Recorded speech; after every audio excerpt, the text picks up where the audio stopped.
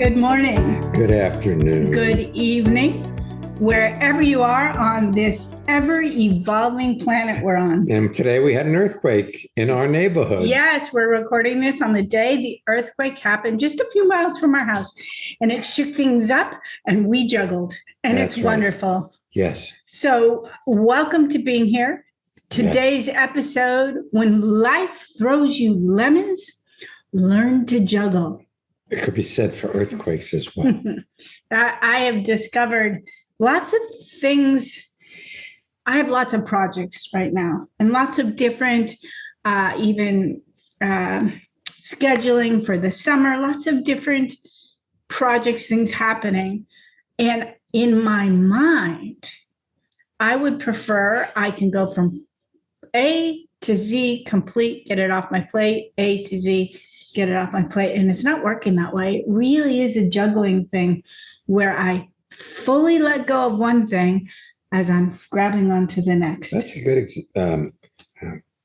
not example. Analogy or it's visual. Yes, visual. I like that. Because if you try to hold on to all of them, your hands get totally full. You get confused. You start and you drop things. everything. So today, why not drop everything but what you're doing here and just listen? Let's talk about listening. Okay. Listening is not agreeing with or disagreeing with. Listening is not seeing how you already know what's being said. Listening is not thinking about what's being said to see how it fits in with what you already believe.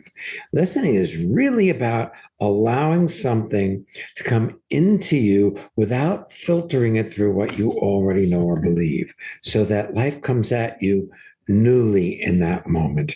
Now, that's a little uncomfortable for most of us because we really don't like the mystery of life showing up out of sync with the way we would prefer it. Mm-hmm. Because we have these preferences to get things to turn out the way we want rather than the way they do.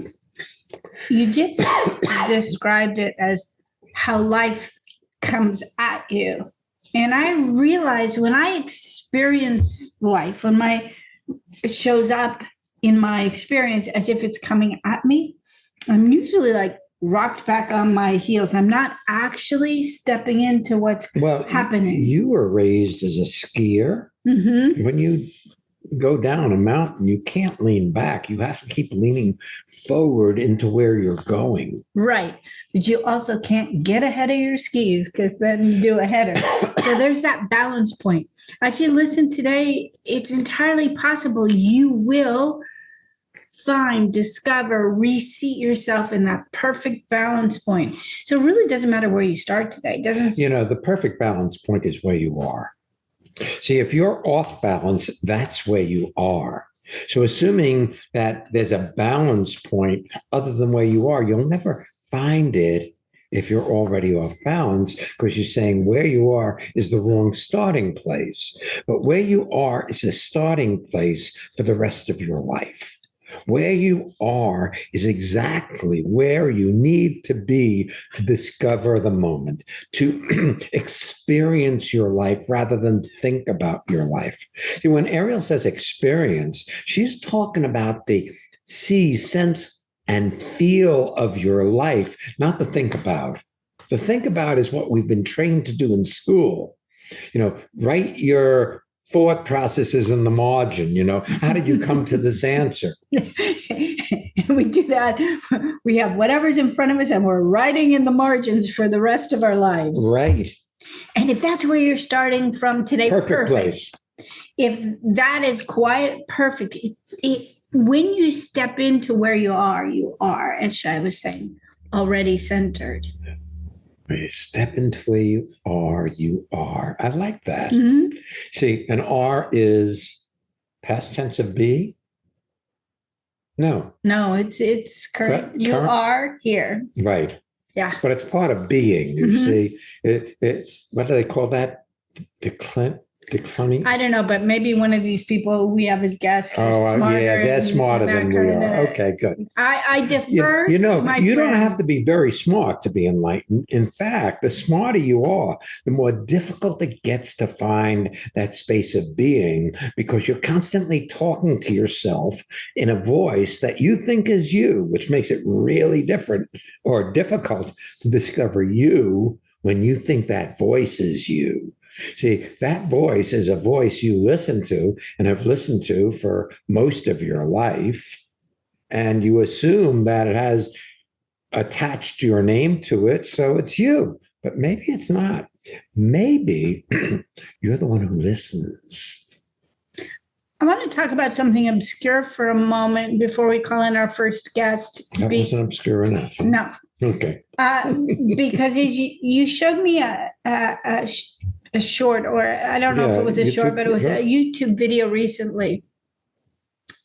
And the details of it don't really matter, except for that it was Matt Damon being interviewed by a late night person. I think it might have been Stephen Colbert. Yeah. And he asked him 15 questions about his life. And it was kind of like, ready, let's go. And he would ask him, like, what's your favorite band, or what's your favorite song, or what's your favorite. And the thing that I was so impressed with was not in particular his answers, but that he looked, he saw, he answered with immediacy. I didn't see him second guessing his answers that came to himself that then came out of his mouth. I think a lot of us spend a lot of time getting an immediate truth and then talking ourselves either out of it or negotiating with ourselves whether or not that's okay. And then, is it okay to be that arrogant? Yes, because it wasn't arrogant, and you're not arrogant. You're just truthful, and I love that about you. Thank you. I love that for many, many years. And today is the end of 17 years of doing this podcast. 17 years ago, tomorrow was our very, very first podcast. Back then we called it a radio show. Of course, we're not ending with today, but I think it's pretty wonderful that we've been at this sharing the possibility of transformation to listeners for 17 years. Transformation is only a possibility if the person who's listening is interested in getting into the current moment of their life. So what's the value of that? Well, I'll tell you, I did a seminar 53 years ago called EST. And I saw this guy up in the front of the room, and he was so focused and so present, the guy who led it, that I thought, it would be really great if during sex I could be as present as this guy is here. So that was my impetus, because I noticed that even in something as intimate and immediate as sex, I was still lost in my thoughts.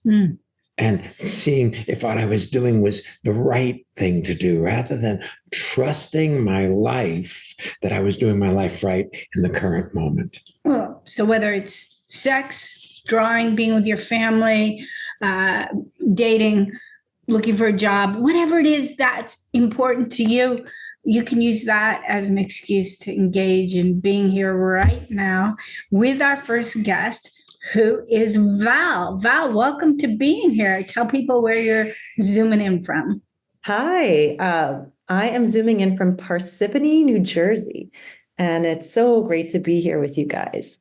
And I love the title of the show. And my question was sort of around the juggling part of when, life throws you lemons, because I'm either a really good juggler and I just get really exhausted, or I'm a bad juggler and, like you were saying, and I just hold on to everything and I want it to control it. So, because what I find is that I feel like I put a lot of extra effort into things. Like I'm a very good producer.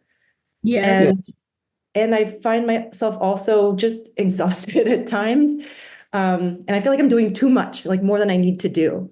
Maybe that you're having a conversation with yourself. I like to think of it as a lazy conversation. where you think you're doing too much and you should take a break, rather than doing what you do with totality, like it's your idea, like it's what you really want to be doing, rather than you have to, or it's your job. Right. You know, if you are spending any time complaining, that's time that's taken away from the possibility of doing what you have to do on your to-do list, because no two things can occupy you at the same time. So that's the second principle of instantaneous transformation. Exactly. No two things can occupy you at the same time. You can only be exactly as you are in the current moment. So if you're thinking you should be doing less, or you shouldn't be tired when you are, or you're complaining that you have to do the dishes in the sink. Speaking of dishes in the sink, this is like juggling. Yeah. Every once in a while, Ariel does them. I expect to do them. It's kind of my job in life is to wash the dishes. And sometimes I walk in and they're done before I had a chance. I feel cheated. Well, I also think, Val, from my experience of you in recent months, I believe you need a crash course in honesty rather than I wannesty. As in, you and your husband and your son were coming with us to Costa Rica, and then about a week before Costa Rica, you came down with COVID, and you were really sick. And then you got Paxlovid on a Sunday. It's a 5-day course, and you had I know I can make the flight. And your husband is like looking like, oh my God, shoot me now. And we had to talk you into letting go of it and resting. And I suspect that was just an exaggerated version, because you still work for us part-time. And then last week we had an appointment scheduled, and then your schedule got such that it didn't work for us, and we pushed it off until today, which was totally fine. But I believe you knew in advance that it wouldn't work. There was like a hopeful nature to it. You mean when knew she had COVID? Well, not only COVID, but this past week, when she looked at her mom was in town, her mom's boyfriend was with her. There's all these additional things on her plate that it really wasn't appropriate to schedule, but she's hoping she can do it all. I just had a flash when you started this about your dad. Was he a workaholic? Yes. Yes. Yeah, somehow I kind of got that from you. That you've modeled yourself a lot after him. Well, he was a great guy. He was devoted. He was a dentist, right? Right. He was a musician too. And yes. But I imagine like he was willing to be on call because he was so devoted to his patients. There's a quality about you that is so genuine. And at the same time, I don't believe you put yourself in the mix as one of the items that got to come first. Yes. So, yeah, that's true. So true. This is all ringing very true. And it's excited that you mentioned my dad. Like, I've literally the last day been revisiting. He passed away about 1.5 years ago, and just revisiting some of the paperwork and the loose ends that I needed to tie up literally yesterday. And he's been on my mind a lot. So yeah, when you said that, I flashed on, he would eat his breakfast very often, like over the garbage can. He'd have his suit on and he would always wear a jacket and a tie, and he would like have his bran muffin and he'd like eat it over the garbage can. And then, so he would like get out the door, and I just like this always, and we would be at dinner and he'd be like, okay, well, I'm going to swing by he was a dentist. So he had a friend or a coworker who fabricated like the dental, pieces that he needed for his patients, and it'd be like 9 o'clock at night. He's like, we're going to swing by the house and pick this up. So he was always, yes, like you're describing, on call. And I did really admire, or it was just part of how I grew up. That's great. And so, consciously or unconsciously, you model yourself after your parents. Right. And you actually, it's like that old panini machine where you take all the aspects of them, you smush it together, and that's work life. And so as the adult you have the opportunity to start looking and seeing what works, not only the template that you received, because there are great things in that template. That work ethic is awesome. And there are other things that you may be allergic to, like a sandwich with a certain kind of something that is not good for Val. Right. Well, even that, like, he would regularly be sick and force himself to go to work. Yeah. And I see that. Yes. This happened last week. That was also in the mix when you talk, Ariel, about what did you like, like the not being honest really about what I can realistically do or not do. And I was sick last week. I actually had to take off from work, and Well, I don't know. I think it does. You take that as some kind of failure on your part. I do. I do. Rather than, maybe you could rest without getting sick first. That you can have a lazy moment without being punished for it. Yeah. You've talked about this before. I've heard this. Yeah, we're going to be doing an episode upcoming. I'm not sure when, but it's something like, can you tolerate Nixon? Niksen. It's the Dutch word for the art of doing nothing. And they recommend doing nothing also with friends, that it's good for your mental health.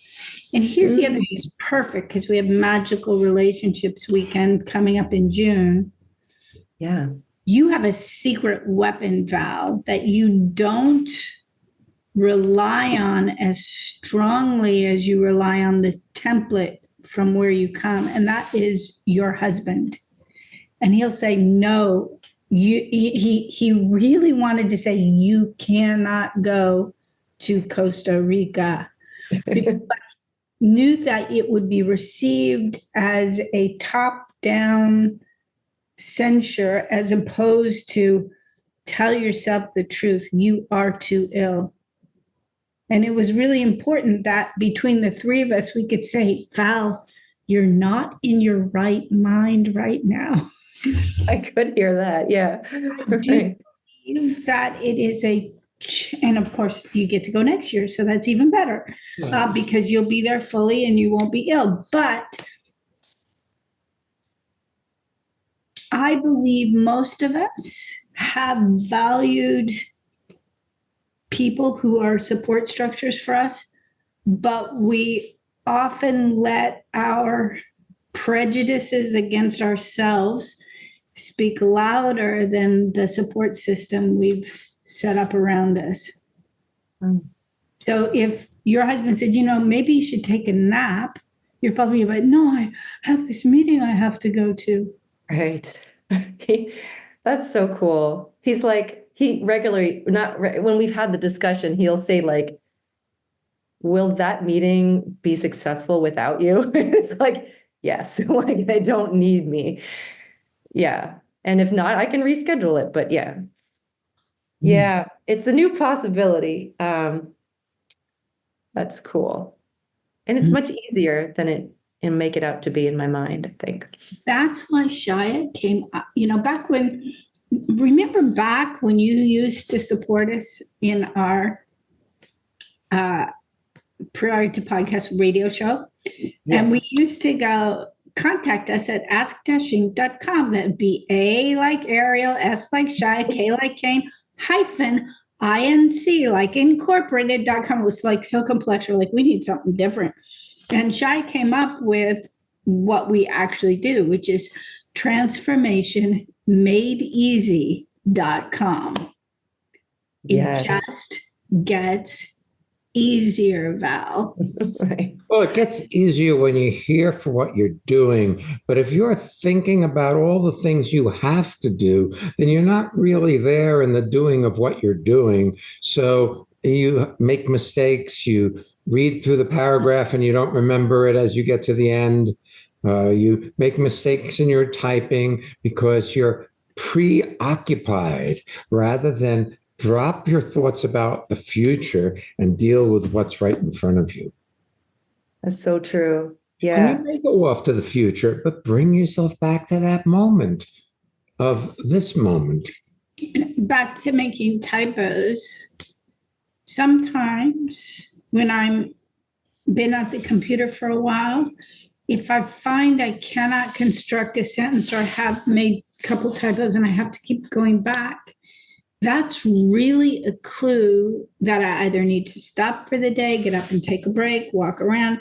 That part of it too is to listen to how you are interacting with your environment and be honest with yourself about it rather than powering through to what you think you need to get done. That's really cool. I love that. Yeah.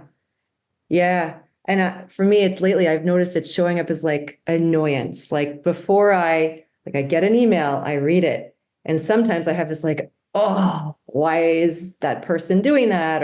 Or it's at myself like, oh, I forgot to do the thing or something. There's like an annoyance complaint. And then I do it. But it's like, yeah, I can see that. That's. I have a idea, Val, that it's also possible that the automatic annoyance saves you from that gap that happens when somebody gives you a request and you don't quite know how to fulfill it yet. Wow. That is so true. Yes, Yep. that actually just happened. Yeah.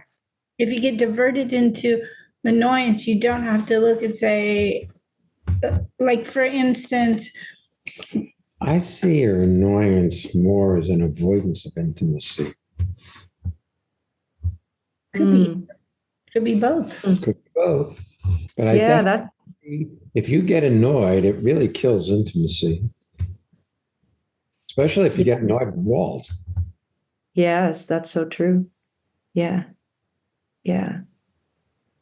Oh, that's good. It's true. I see it. But if something comes in that have not attended to yet, and I indulge in being annoyed with myself for not having done it yet, it buys me time where I'm not actually having to do it. And generally in there, whatever that I'm not attending to yet are some unknowns that I don't have the answer for yet, or I haven't. Well, again, I go back to intimacy and surrender and letting go of control to be there in your life in an intimate moment.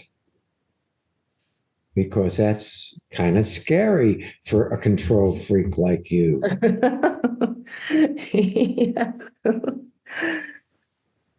God, that's really cool. I feel like, I mean, yes, with Walt, my husband, and I see it in work too with my boss, with people on my team. Yes. Yeah, I see it more with Walt. Yeah. And I think it would behoove you to investigate this with Walt so you don't have to get angry or annoyed or upset or irritated with what's going on in your life so that it keeps you occupied, because no two things can occupy the same valve at the same time. So you don't have to drop into that space of vulnerability. I gotcha. Okay. Yes. You could play a game with yourself a little bit. As it goes with Walt, so goes your world.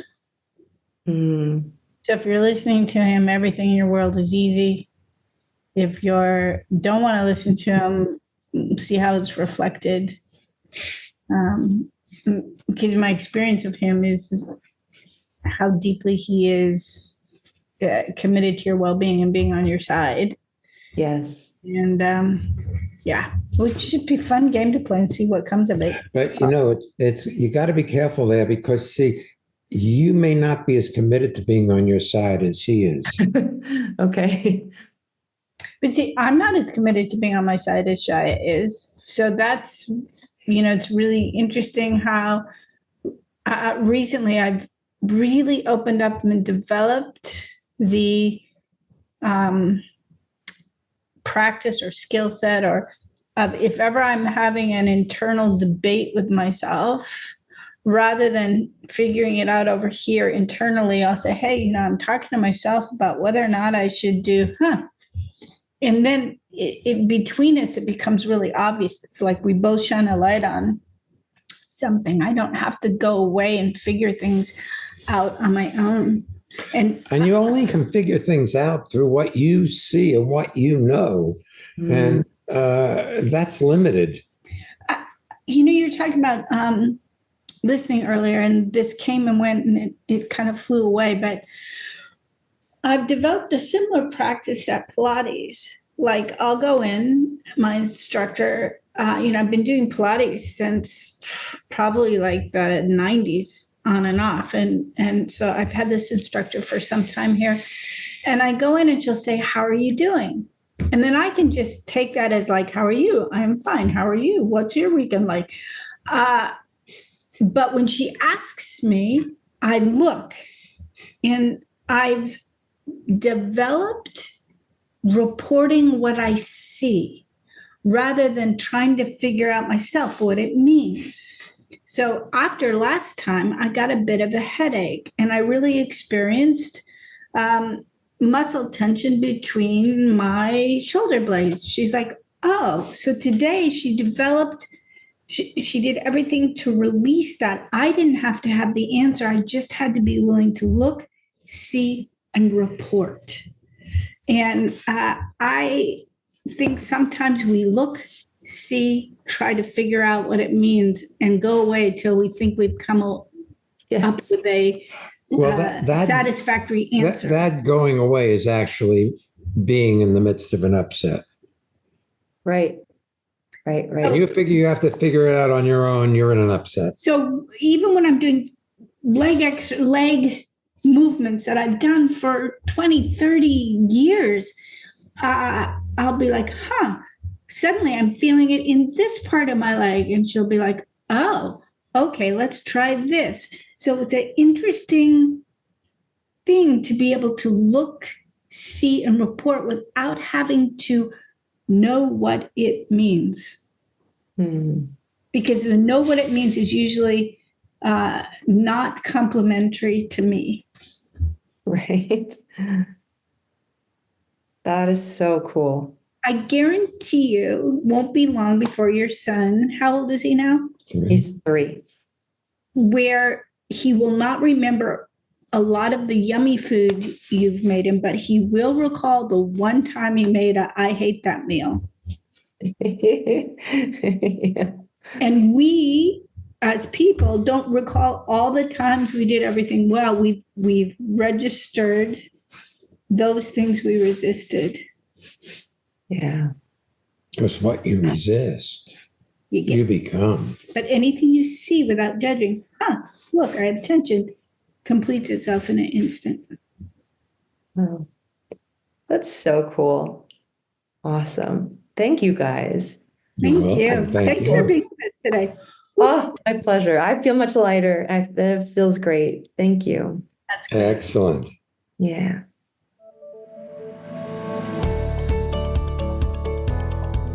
Hey, you want to hear about transformation? Mm-hmm. We've got one of our listeners about to tell you about what's happened in their life out of listening to being here. Hi, this is Ashley from Cambridge. Coming to the transformational seminars with Ariel and Shia Kane lifts my life. It brings a sense of well-being into everything I do. It makes life better in every way. And I'm really grateful. Do you want to have well-being with consistency? Connect with people all over the world from the comfort of your own home at Ariel and Shire's lively interactive Living Made Easy virtual seminars. Join any of their 2-hour online events or take a deep dive into the magic of being you at a virtual weekend seminar. Come on, let's connect. Find out more and register at transformationmadeeasy.com. We have our Living Made Easy 2-hour seminars coming up this Saturday and next Monday. Our upcoming weekends, we have one virtual and one in person in the months ahead. The virtual is Magical Relationships, and that's June 8th and 9th. It's right up on the web on Zoom, and it has breaks. It's wonderful. There'll be people from all over the world in attendance, and you are welcome. Creativity and Intuition is our in-person weekend seminar. That's August 2nd, 3rd, and 4th. It's a Friday night, Saturday, and Sunday. And it's going to happen in Jersey City, New Jersey. Yeah, it's at the New Jersey Performing Arts Center. And then Costa Rica, of course, 2025 is open and there are lots of folks in it and you would be welcome. Of course, the prerequisite for that is to attend a weekend seminar with us sometime during this year, either virtually or in person. That way we know everybody's coming because they want to be there for an extended instantaneous transformation, Living Made Easy event rather than only a vacation in Costa Rica. This way we're all play well together. So if you'd like to know more, you can go up to our website. And if you want things to come to you in the inbox, sign up for our newsletter. It's really quite wonderful. We even have a German version that goes out, so you can check for it in either language. All right, should we take our next guest? Yes, let's. It's Christina. Hey, Christina, where are you calling in from? Hi, this is Christina. And I'm zooming in from Bonn, Germany. Welcome. Welcome. Yeah, thank you. Yeah. It was so great listening to you guys talking to Val because I could so see myself in so many things you were talking about. And when I read the title, When Life Throws You Lemons, I feel like lately life throws me lemons. And I'm like, wow, how to juggle? Because let me ask you a question, because when you said Yes. that, question comes up for me. Mhm. What makes the things that life throws you lemons? Well, they're not my preferences. Then let me go a little further here. Mhm. Your preferences are things you already know, yes? Yes. Well, life throws you what it throws you in the current moment. And what if it's new stuff that you don't already know? Mm. Do you reject it out of hand because it's new? Or do you try to make it into what you already know so it's more comfortable? Both. Yes, both. I'd say both. That would make you normal. But normal isn't living in their moment of their life. Normal is living in the afterthoughts of their life. So the event happens, and you think about whether you like it or not. Mm. There's Yes. a possibility, Christina, that you can live your life, period, as opposed to think about how to, or if you like it, or if you agree with it. You said something, and then Shai stopped you, which was awesome because you said so much in about a half sentence. You said, life throws you lemons, and you go, oh, wow. What is oh, wow code for? Oh,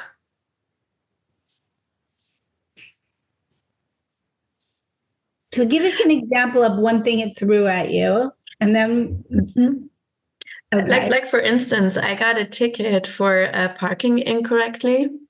Mm-hmm. And that was definitely not my preference. And I upset myself with it. I suggest otherwise. Okay. You were already upset, or you never would have parked incorrectly. You know how to park. You know how to read parking meters. You know you know what it looks like when it's correct. If you didn't see a sign or you didn't catch that you did it incorrectly, you were already upset when you got out of your car. That's my guess. Okay. And then the ticket accesses the upset. Yes, I can see that. Mm-hmm. Yeah.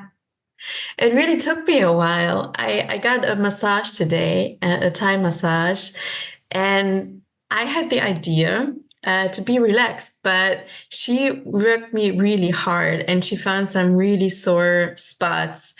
And I could see the option to be with her, be aware where she goes and breathe into it. Because if I didn't, and there were moments I didn't do it, the pain increased.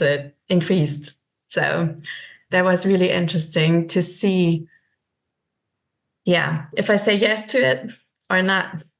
Yeah, not to keep throwing things back at you. Here's I'm tossing you another lemon. I also am really clear when I get massages, because I've had many in my life. And some of them are comfortable and some of them are not. Some of them are really great practitioners. But I also am really clear my body is different from day to day. And somehow it's so easy to want to lay down on that table and go, okay, you do it to me, rather than own it and say, oh, no, that's too strong for me today. I really don't want something that strong. I want stretchy. So when you say you have the expectation and it didn't show up it showed up something stronger. You said she did me really strongly today. You didn't jump into wholeheartedly owning that as if that was your preference. You still held on somewhat to your earlier expectation. So you didn't do either one. You had a foot in each camp. It wasn't like, could you please go softer with me today? Or, oh, okay, this is what I want, and really own it the whole way. Did that make sense? Yes, totally makes sense. Totally rings true. Yes. But if you're in the mood to be a victim, then she was perfect. You've never been in the mood to be a victim, though, have you? No, never. Nobody else has either. None of us have never put us in the victim driver's seat or passenger seat or anything else. Yes, I can see that. Yeah. Mm-hmm.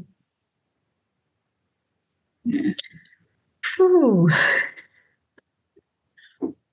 Yeah. Yeah. Yeah, we all have the idea we should be better than we are. Well, you can even hear it in Val. Not only should she be better than she is, she should never get sick. Most of us, COVID was such a wake-up thing. It's not that many months since Val had COVID either.